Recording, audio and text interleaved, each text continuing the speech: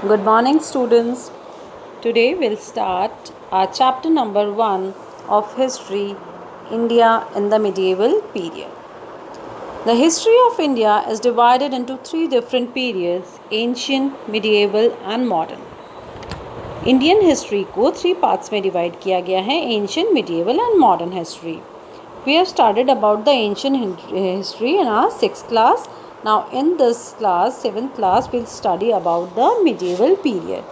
Medieval period broadly अगर हम if we talk about, it start from 8th to 18th century. 8th से 18th century का जो period है हम उसे medieval period मानते हैं.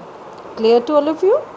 The medieval period of India witnessed large-scale changes in society, economy, politics, religion and culture. India का जो मिडिएवल पीरियड है उसने विटनेस किया, उसने देखा लार्ज स्केल, बहुत बड़ी मात्रा में चेंजेस. किस में चेंजेस हुए? In our society, in our economy, in our politics and religion. हमारे रिलीजन में, सोसाइटी में, हर जगह बहुत लार्ज स्केल में चेंजेस हुए. For better understanding of these changes, इन चेंजेस को हम how can we understand them better, the period is subdivided into early medieval period and late medieval period. तो इन चेंजेस को बेटर अंडरस्टैंड करने के लिए medieval period is divided into two parts. इसको two part में divide किया गया: early medieval period and late medieval period. Now first one is the early medieval period. Broadly span from early medieval period का जो span है, time period है, it start from 8th to 12th century. वो start होता है 8 से लेके 12th century तक, during which the Palas, Pratiharas, Rashtrakutas, Cholas and Rajputas were dominant forces. तो ड्यूरिंग 8 to 12th सेंचुरी का जो पीरियड है वो पीरियड है अर्ली मिडिएवल पीरियड का, और जिसमें रूलर्स कौन कौन से रूलर्स थे? Pala, Pratiharas, Rashtrakuta, Chola and Rajputas. Second span is of late medieval period. Late medieval period start होता है 13th century to 18th century से. तो 8 से 12th सेंचुरी तक का जो पीरियड है हम उसे मानते हैं अर्ली मीडिएवल पीरियड, और 13 to 18 century period is known as late medieval period. The period start with the establishment of Delhi सल्तनत. लेट मीडिएवल पीरियड स्टार्ट होता है with the establishment of Delhi सल्तनत, then extended till the reign of Mughal. और कहाँ तक चलता है? रेन ऑफ मुगल्स तक. Clear to all of you? Now next one is the changing name of the region in India. The first article of the constitution of India states that India, that is Bharat, shall be union of the states. कि India constitution, as you know, Indian constitution का जो first article है वो कहता है कि India क्या है? India, that is Bharat, shall be union of state. The Republic of India is called Bharat, while Hindustan is mostly used in the historical context. कि India is called by different name. It we also call Bharat, while Hindustan is mostly used in historical context. कि historical book में बहुत ज़्यादा जगह Hindustan word use किया गया है, specially British India. Specially जो ब्रिटिश पीरियड था, during that time they used to call India as Hindustan. Today there are three terms of the interchangeably used to refer the political and national eternity that is identified as India.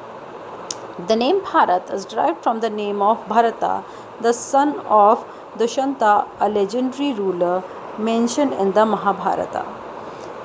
कि India का जो name है Bharat, that is derived from, derive means taken from, लिया गया है. किससे लिया गया है? नेम ऑफ भारता. भारता जो थे वो सन ऑफ दुष्यंता, दुष्यंत के पुत्र थे Bharat. A legendary ruler mention in the Mahabharata. Mahabharat में रूल मेंशन किया गया है कि दुष्यंत के जो पुत्र थे उनका नाम था भरता, और उन्हीं के नाम पर जो हमने भारत का नाम रखा है. Similarly, the name India has been since the 17th century. According to the Herodotus, the Greek historian, it is an English term derived from Greek, while Latin word which stood the region beyond the river Indus. And similarly, the India जो name है वो 17th century में दिया गया according to Herodotus. Herodotus एक Greek historian है, Greek इतिहासकार हैं, जिन्होंने बताया है कि जो इंडिया नेम है वो एक ग्रीक लैंग्वेज से लिया गया है, ग्रीक भाषा का शब्द है, जिसका मीन होता है region. Region means area beyond the river Indus. Indus river के बियॉन्ड, उसके पीछे का जो एरिया है, that is known as India. तो इंडिया जो वर्ड है वो इंडस रिवर के आसपास का जो एरिया था, that is why they started calling them India. The name is ultimately derived from Sindhu, which is the Sanskrit name of the river. The ruler of the Sultanate and the Mughal period were called their Indian domini Hindustan. कि सल्तनत period and Mughal rulers जो थे, they called India as Hindustan, but the term Hindustan did not carry the same meaning as it does today. लेकिन उस समय जो हिंदुस्तान जो शब्द है वो उसका सेम मीनिंग नहीं था। आज हम हिंदुस्तान वर्ड यूज़ कर रहे हैं मोस्टली, लेकिन उस समय जो वो मुग़ल और जो सल्तनत पीरियड के लोग थे वो भारत को हिंदुस्तान के नाम से ही जानते थे। Clear?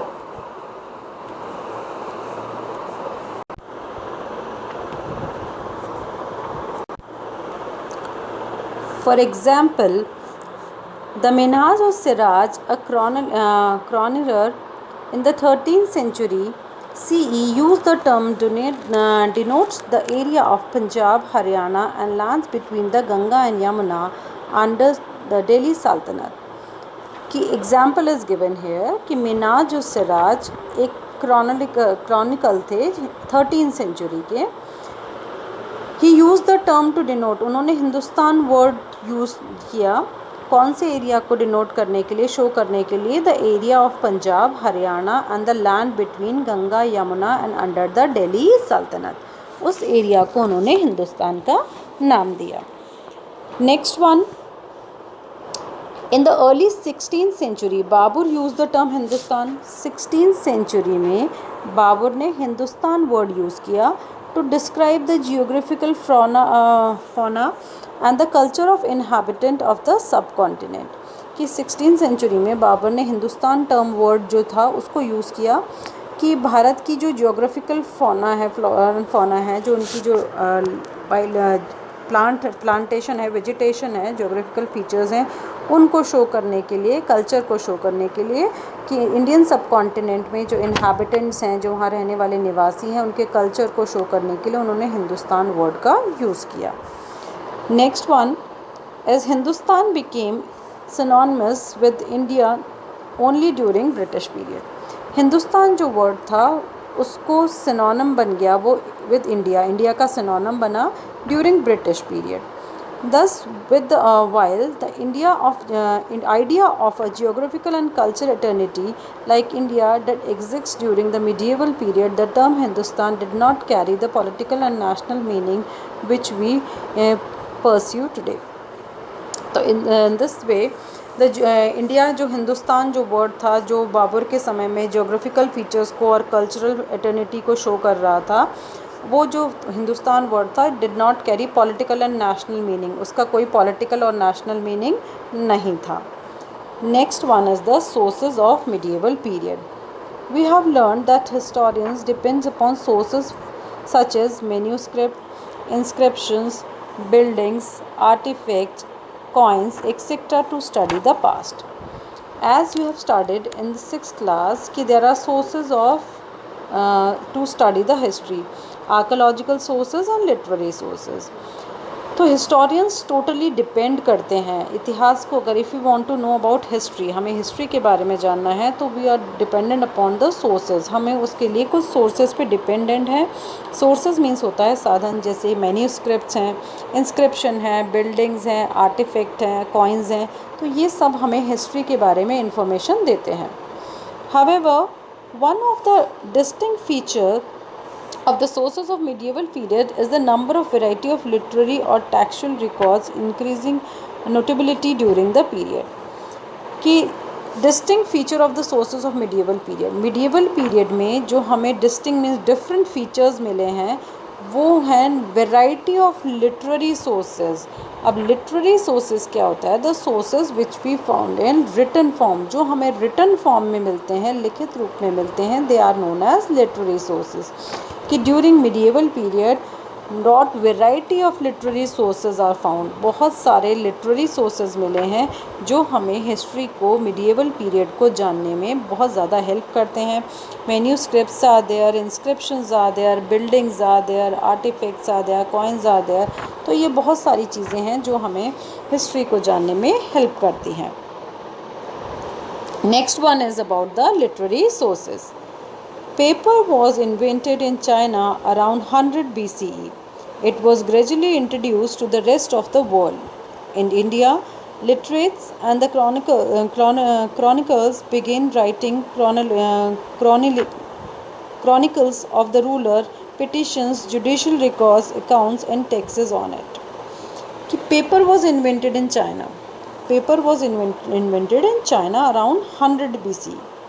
It was gradually, slowly it was introduced to the rest of the world. धीरे धीरे वो पूरी दुनिया को में फैल गया। सबसे पहले चाइना ने इंट्रोड्यूस किया पेपर।